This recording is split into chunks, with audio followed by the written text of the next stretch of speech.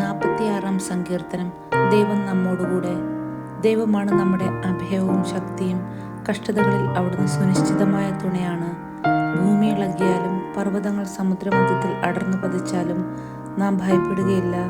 ജലം പതഞ്ഞുയർന്നിരമ്പിയാലും അതിൻ്റെ പ്രകമ്പനം കൊണ്ട് പർവ്വതങ്ങൾ വിറകൊണ്ടാലും നാം ഭയപ്പെടുകയില്ല. ദൈവത്തിൻ്റെ നഗരത്തെ, അത്യുന്നതൻ്റെ വിശുദ്ധ നിവാസത്തെ സന്തുഷ്ടമാക്കിക്കൊണ്ട് ഒഴുകുന്ന ഒരു നദിയുണ്ട്. ആ നഗരത്തിൽ ദൈവം വസിക്കുന്നു, അതിനിളക്കം തട്ടുകയില്ല. അതിരാവിലെ ദൈവം അതിനെ സഹായിക്കും. ജനതകൾ ക്രോധാവിഷ്ടരാകുന്നു, രാജ്യങ്ങൾ പ്രകമ്പനം കൊള്ളുന്നു. അവിടുന്ന് ശബ്ദമുയർത്തുമ്പോൾ ഭൂമി ഉരുകിപ്പോകുന്നു. സൈന്യങ്ങളുടെ കർത്താവ് നമ്മോട് കൂടെയുണ്ട്. യാക്കോബിൻ്റെ ദൈവമാണ് നമ്മുടെ അഭയം. വരുവിൻ, കർത്താവിൻ്റെ പ്രവൃത്തികൾ കാണുവിൻ. അവിടുന്ന് ഭൂമിയെ എങ്ങനെ ശൂന്യമാക്കിയിരിക്കുന്നു എന്ന് കാണുവിൻ. അവിടുന്ന് ഭൂമിയുടെ അതിർത്തിയോളം യുദ്ധമില്ലാതാക്കുന്നു. അവിടുന്ന് വില്ലൊടിക്കുകയും കുന്തം തകർക്കുകയും ചെയ്യുന്നു. രഥങ്ങളെ അഗ്നിക്കിരയാക്കുന്നു. ശാന്തമാകുക, ഞാൻ ദൈവമാണെന്നറിയുക. ഞാൻ ജനതകളുടെ ഇടയിൽ ഉന്നതനാണ്, ഞാൻ ഭൂമിയിൽ ഉന്നതനാണ്. സൈന്യങ്ങളുടെ കർത്താവ് നമ്മോട് കൂടെയുണ്ട്. യാക്കോബിൻ്റെ ദൈവമാണ് നമ്മുടെ അഭയം. 47 സങ്കീർത്തനം. ജനതകളുടെ മേൽ വാഴുന്ന ദൈവം. ജനതകളെ കരഘോഷം മുഴക്കുവിൻ. ദൈവത്തിൻ്റെ മുൻപിൽ ആഹ്ലാദാരവം മുഴക്കുവിൻ. അത്യുന്നതനായ കർത്താവ് ഭീതിതനാണ്. അവിടുന്ന് ഭൂമി മുഴുവൻ്റെയും രാജാവാണ്. അവിടുന്ന് രാജ്യങ്ങളുടെ മേൽ നമുക്ക് വിജയം നേടിത്തന്നു. ജനതകളെ നമ്മുടെ കാൽ കീഴിലാക്കി. അവിടുന്ന് നമ്മുടെ അവകാശം തിരഞ്ഞെടുത്തു തന്നു. താൻ സ്നേഹിക്കുന്ന യാക്കോബിൻ്റെ അഭിമാനം തന്നെ. ജയഘോഷത്തോടും കാഹളനാദത്തോടും കൂടെ ദൈവമായ കർത്താവ് ആരോഹണം ചെയ്തു. ദൈവത്തെ പാടിപ്പുകഴ്ത്തുവിൻ, സ്തോത്രങ്ങൾ ആലപിക്കുവിൻ. നമ്മുടെ രാജാവിന് സ്തുതികൾ ഉതിർക്കുവിൻ, കീർത്തനങ്ങൾ ആലപിക്കുവിൻ. ദൈവം ഭൂമി മുഴുവൻ്റെയും രാജാവാണ്. സങ്കീർത്തനം കൊണ്ട് അവിടുത്തെ സ്തുതിക്കുവിൻ. ദൈവം ജനതകളുടെ മേൽ വാഴുന്നു.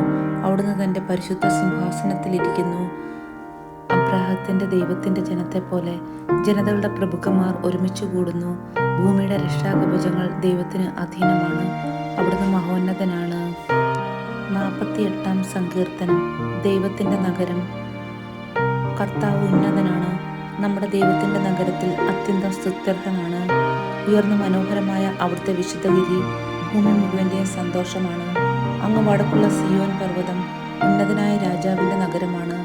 അതിൻ്റെ കോട്ടകൾക്കുള്ളിൽ ദൈവം സുനിശ്ചിതമായ അഭയകേന്ദ്രമായി വെളിപ്പെട്ടിരിക്കുന്നു. ഇതാ, രാജാക്കന്മാർ സമ്മേളിച്ചു, അവർ ഒത്തൊരുമിച്ച് മുന്നേറി.